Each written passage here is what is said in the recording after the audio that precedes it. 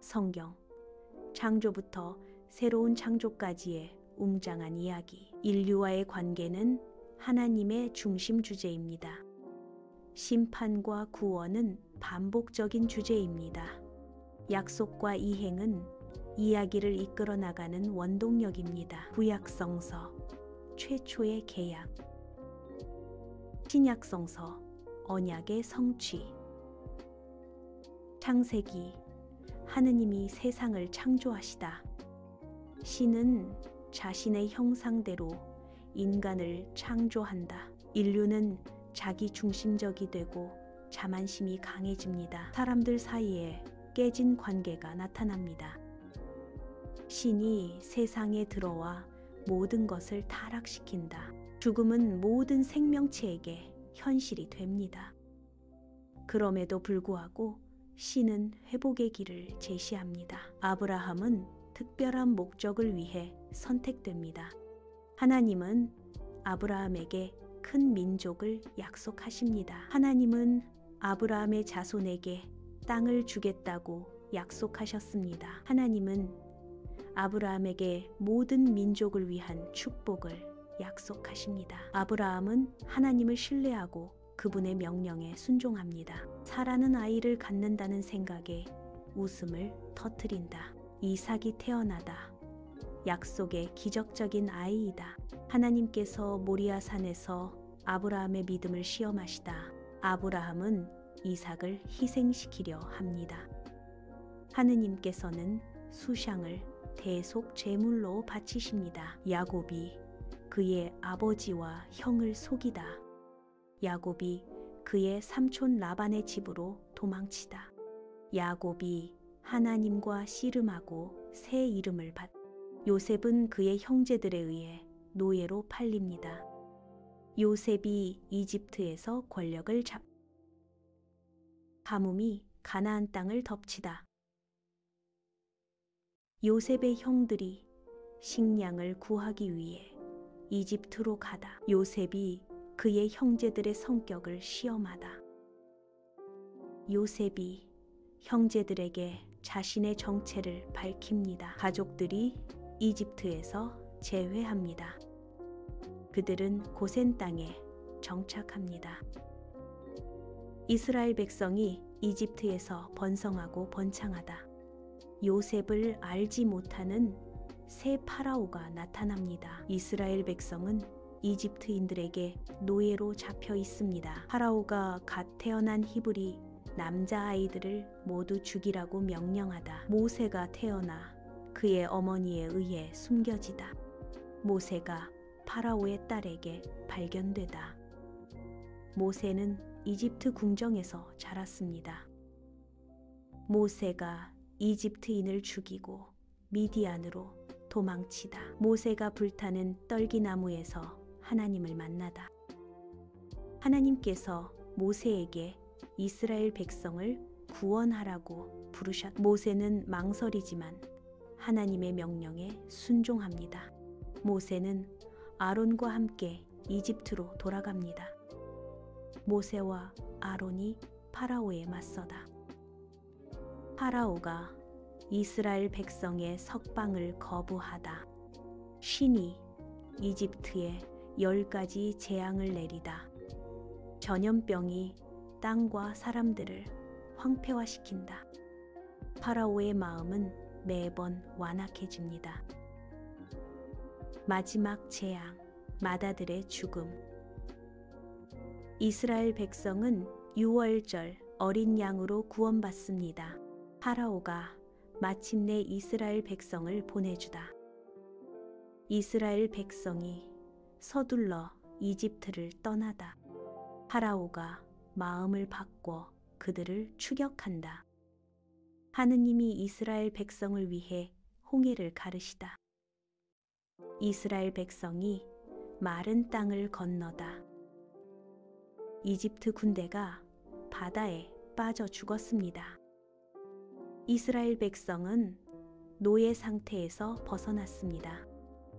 이스라엘 백성들은 이집트에서 해방을 기다리며 노예 생활을 하고 있었습니다. 하나님께서 그들의 부르짖음을 들으시고 그분의 언약을 기억하셨. 출애굽기에서 하나님은 모세를 선택하여 그의 백성을 인도하게 하셨습니다. 모세는 파라오에게 이스라엘 백성의 자유를 요구하며 맞섰다. 파라오는 거부했고 그 결과 10가지 파괴적인 재앙이 닥쳤다. 나일강은 피로 변하고 물고기는 죽고 땅은 악취를 풍겼. 개구리들이 땅에 들끓었고 그 뒤를 이어 각다기와 파리들이 따라. 가축이 죽고 사람들에게 종기가 생기고 우박이 농작물을 망쳤. 메뚜기 때가 남은 것을 먹어 치우고 어둠이 이집트를 덮었습니다. 결국 장자의 죽음은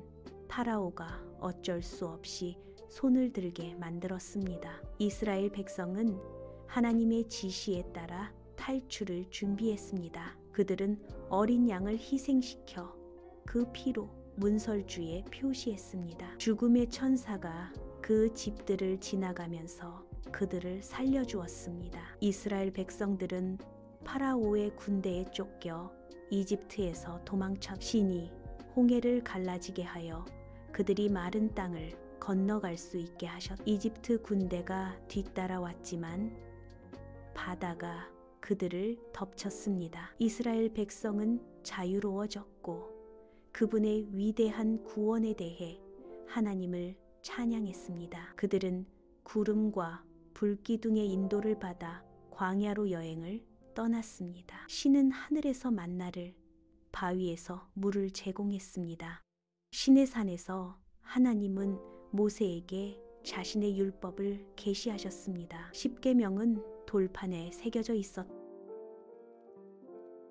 이 법들은 하느님이 자신의 백성에게 기대하는 바를 정의했습니다. 그들은 다른 신을 숭배하지 않고 우상 숭배를 피해야 했습니다. 그들은 안식일을 거룩하게 지키고 부모를 공경해야 했습니다. 그들은 살인, 간음, 도둑질 또는 거짓말을 해서는 안 되었. 그들은 다른 사람의 소유물을 탐내서는 안 되었. 신은 이스라엘 민족을 제사장 나라와 거룩한 민족으로 세우셨습니다. 성막은 하느님을 위한 거처로 지어졌습니다. 그것은 하느님께서 당신 백성 가운데 계심을 상징했습니다. 레위기는 거룩함의 원칙을 설명했습니다. 죄를 속죄하기 위해 희생 제물이 바쳐졌습니다. 순수법은 일상생활을 규제했습니다. 도덕적 기준은 옳고 그름을 정의합니다. 이 규칙들은 하나님과의 올바른 관계를 유지하는 데 도움이 되었습니다. 민수기는 이스라엘의 광야 방랑을 자세히 기록합니다. 백성들은 불평하며 하나님께 반역했습니다. 그들은 믿음이 부족하여 약속의 땅에 들어가기를 거부했습니다. 결과적으로 그들은 40년 동안 방황했습니다. 그들의 불순종에도 불구하고 하느님께서는 그들을 위해 마련해 주셨. 그는 그들을 적들로부터 보호했습니다. 그분은 자신의 존재로 그들을 인도하셨. 신명기는 모세의 마지막 권고이다. 그는 사람들에게 하나님의 신실하심을 상기시켰습니다. 그는 그들에게 마음을 다해 하나님을 사랑하라고 촉구했습니다. 그는 그들에게 우상 숭배와 불순종을 경고했습니다. 그는 그들 앞에 축복과 저주 중에서 선택할 수 있도록 제시했습니다. 그는 그들이 하나님의 길을 따름으로써 생명을 선택하도록 격려했습니다. 모세는 그들이 약속의 땅에 들어가도록 준비시켰. 여호수아가 죽은 후에 그들을 이끌 것입니다. 이스라엘 백성은 그들의 운명을 상속받을 준비가 되어 있었습니다. 그들은 새로운 장을 시작하려 하고 있었. 하나님께서 그들과 함께 하시며 그분의 약속을 이루실 준비가 되어 있으셨. 노예에서 언약으로의 여정이 완료되었습니다. 법이 주어졌고 백성들은 가르침을 받았. 무대는 가나안 정복을 위해 준비되었. 신의 계획은 단계별로 펼쳐지고 있었습니다.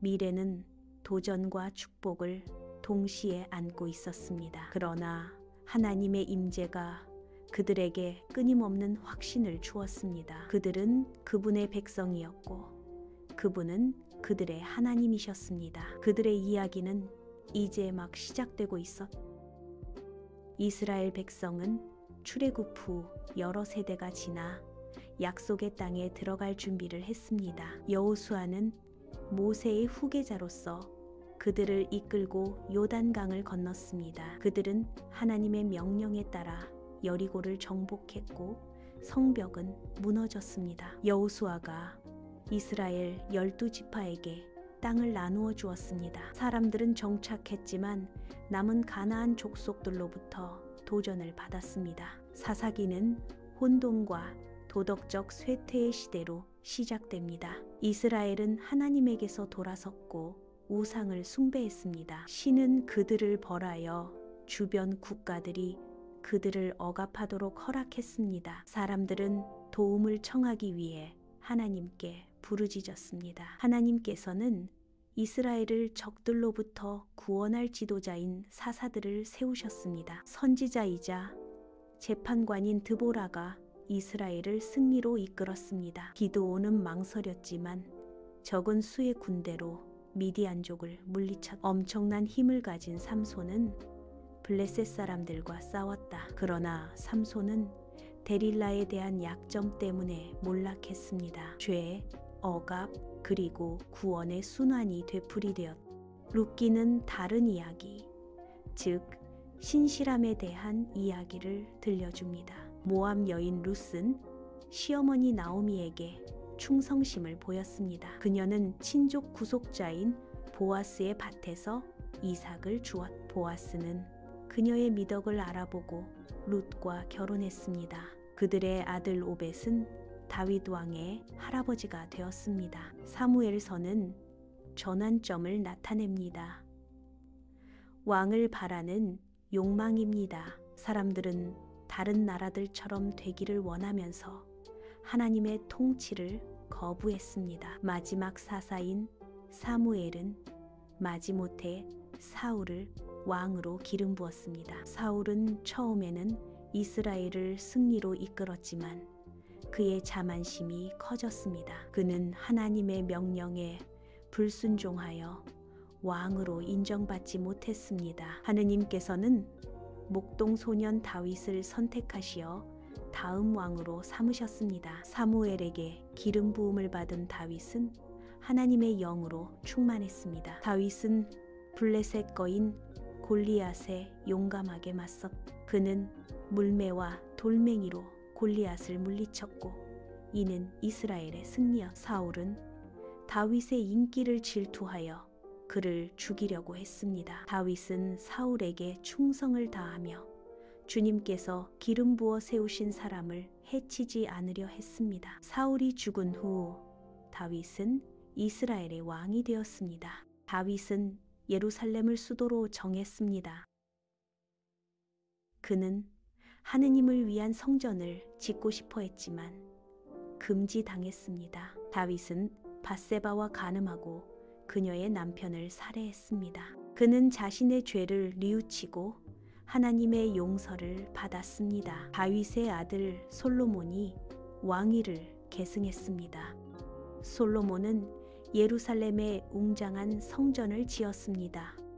그는 지혜로 유명했지만 많은 아내를 둔 것으로도 유명했습니다. 솔로몬의 우상 숭배는 그의 사후 왕국 분열로 이어졌습니다. 왕국은 이스라엘 북쪽과 유다 남쪽로 분열되었습니다. 열왕기와 역대기는 이 왕국들의 역사를 자세히 기록하고 있습니다. 두 왕국 모두 우상 숭배와 불의로 고통받았습니다. 엘리야와 이사야 같은 선지자들은 백성들에게 회개하라고 경고했습니다. 이스라엘은 아시리아에 의해 정복당하고 백성들은 추방당했습니다. 유다는 바빌론에 의해 정복당했고 그 백성들은 유배를 떠났습니다. 에스라기와 느헤미야기는 유배에서 돌아온 이야기를 담고 있습니다. 수룹바벨은 성전을 재건하기 위해 첫 번째 그룹을 이끌고 돌아왔습니다. 제사장이며 서기관인 에스라는 백성들에게 율법을 가르쳤다. 느헤미야가 예루살렘 성벽을 재건했습니다. 에스더기는 자신의 민족을 구원한 유대인 여성에 대한 이야기입니다. 페르시아의 여왕 에스더는 유대인들을 변호하기 위해 목숨을 걸었습니다. 하만이 유대인을 몰살하려는 음모는 좌절되었습니다. 구약성서는 희망과 회복에 대한 예언으로 끝을 맺습니다.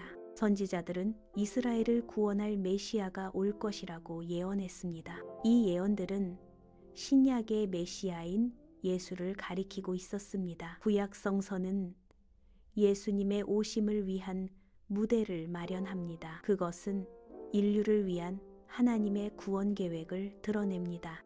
구약 성경 이야기는 하나님의 신실하심에 대한 이야기입니다. 그분의 백성이 불성실할 때조차도 그분은 자신의 약속에 신실하셨습니다.